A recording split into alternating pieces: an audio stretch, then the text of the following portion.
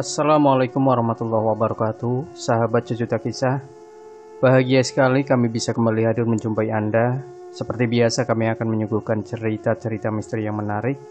Dan kali ini kami sudah menyiapkan sebuah kisah nyata misteri yang berjudul Petaka Tumbal Uang. Hidup memang penuh dengan misteri, begitu kata orang-orang bijak.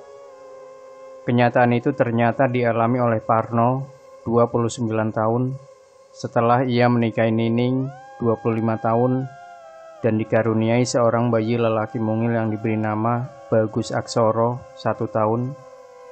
Pasangan muda yang tinggal di sebelah rumahku, sebagaimana lazimnya keluarga yang tinggal di kontrakan, hampir tiap pada kesempatan, kami selalu berkumpul untuk sekedar melepaskan penat, setelah seharian bekerja sambil berbincang alur ngidul, mulai dari pengalaman lucu yang dialami atau dilihat, sampai dengan beratnya beban kehidupan di saat masa-masa pandemi COVID-19. Tak seperti biasanya, Parno yang biasa ceria lebih banyak berdiam diri, wajahnya murung dan sesekali menghela nafas berat dan menghembuskan kuat-kuat. Ia seolah hendak melepaskan beban berat yang tengah mengimpit dadanya. Semua mafhum, Parno sedang kebingungan karena bulan depan kontrakan rumahnya habis.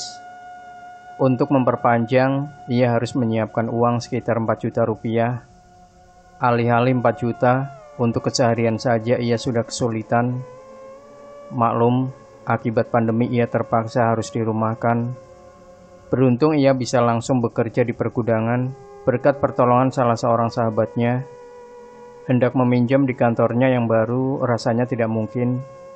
Maklum, ia baru 2 minggu bekerja di sana. Mau meminjam kepada teman-teman yang biasa berkumpul juga sama. Meminjam kepada keluarga di kampung apalagi. Inilah yang membuat Parno jadi gelisah. Tak ada yang bisa dilakukan kecuali hanya pasrah dan mengadukan segala masalahnya kepada Allah Subhanahu wa Ta'ala. Waktu terus berjalan. Saat pelunasan pembayaran kontrak rumah pun kian mendekat, hari itu Parno harus lembur. Karena begitu banyak barang yang datang, ia harus menyusun sesuai dengan jenis barangnya. Ia baru selesai ketika waktu menunjukkan pukul 23:25. Seperti biasa, ia berboncengan dengan Hendrik, teman sekantor yang kebetulan satu arah. Parno diturunkan di pinggir jalan raya. Untuk sampai ke rumahnya, Parno harus melanjutkan dengan berjalan kaki, menyusuri trotoar di antara toko-toko yang sudah tutup, dan berbelok ke gang yang cukup dilalui motor. Sebenarnya, Hendrik memaksa Parno untuk diantarkan sampai ke rumah, tapi apa daya, ia selalu menolak dengan halus. Alasannya sekalian melemaskan otot-otot tubuhnya. Hatinya berdesir, maklum, malam ini rasanya berbeda dengan sebelumnya. Jalan yang biasanya ramai lalu lalang kendaraan, kini sepi mencekam.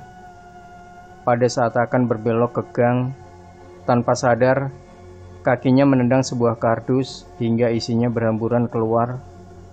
Hah? Matanya mendelik dan hatinya tercekat. Betapa tidak, di depannya tampak berserakan uang ratusan ribu dalam jumlah yang tidak sedikit. Parno mengumpulkan uang-uang itu dan memasukkan kembali ke dalam kardus. Ia berdiri hampir 30 menit untuk menunggu. Jangan-jangan si pemilik datang mencarinya. Karena tak ada yang datang, Parno pun memutuskan untuk membawa uang itu pulang ke rumahnya. Sepanjang jalan, hatinya terasa berdebar-debar. Parno mulai merasakan keanehan ketika ia masuk ke rumahnya. Sang istri menatapnya dengan tajam, seolah tak mengenali dirinya. Begitu juga sang anak. Bagus langsung saja meronta dan menangis sejadi-jadinya. Parno hanya menggeleng-gelengkan kepala sambil berjalan dan membuka pakaiannya, serta masuk ke kamar mandi. Selesai itu, ia duduk di teras untuk sejenak beristirahat sambil merokok.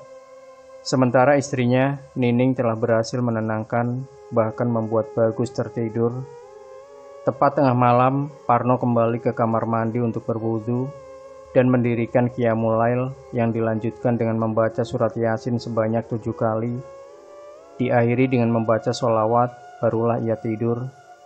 Ini suatu kebiasaan Parno yang sudah dilakukan sejak ia lulus SMP.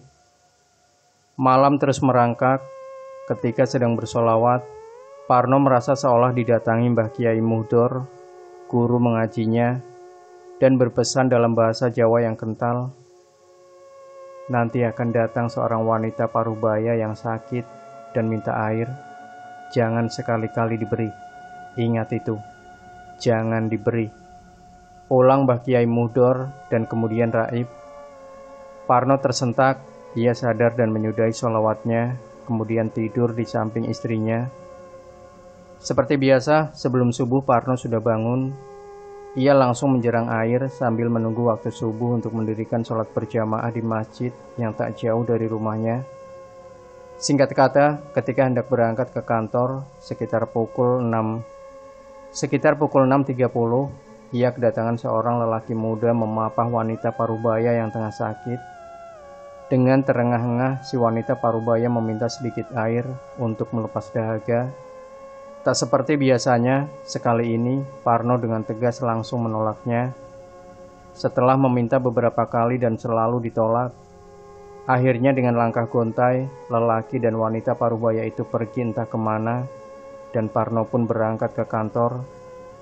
Sebelumnya ia berpesan kepada istrinya, jangan sekali-kali memberi air kepada siapapun juga. Malamnya, sekembalinya dari kantor, Parno membuka kardus berisi uang yang diketemukannya. Ajaib, tak lagi penuh seperti semula, yang tertinggal hanya 4 juta rupiah. Alhamdulillah, inilah cara Allah memberikan karunia kepadaku, bisik hati Parno sambil menangis. Malamnya di tengah-tengah kehusyukan bersolawat, kembali Mbah Kiai Muhdor datang sambil berkata, jangan sekali-kali meninggalkan sholat wajib, qiyamul lail, yasinan dan sholawat. Uang yang kemarin kamu temukan sebenarnya adalah tumbal pesugihan yang sengaja diletakkan di sembarang tempat umum untuk perangkap bagi yang menemukan dan menyimpannya. Beruntung kamu yang menemukan, jika orang lain pasti sudah jadi tumbalnya. Orang itu tidak mau menumbalkan istri, anak, atau keluarganya. Tiap tahun ia selalu mencari tumbal orang lain, tapi sekarang ia sudah berhenti karena dirinya sendirilah yang menjadi tumbal. Tambah Mbah Kiai Muhdor, kalau saja kemarin Parno memberi air yang diminta, maka selain kekayaannya bertambah tiap tahun, ia akan terus mencari tumbal. Pungkasnya, dan tak lama kemudian, lama-lama terdengar kata, Assalamualaikum. Mbah Kiai Muhdor pun hilang dari pandangan mata. Esoknya Parno menceritakan apa yang dialaminya kepada Nining, istrinya, dan beberapa tetangga yang sempat melihat. Ia menolak wanita parubaya yang tengah sakit meminta air. Akhirnya, semuanya bisa saling tatap dan berkata lirih, ternyata uangku yang sering hilang itu diambil oleh mak lampir yang kemarin itu.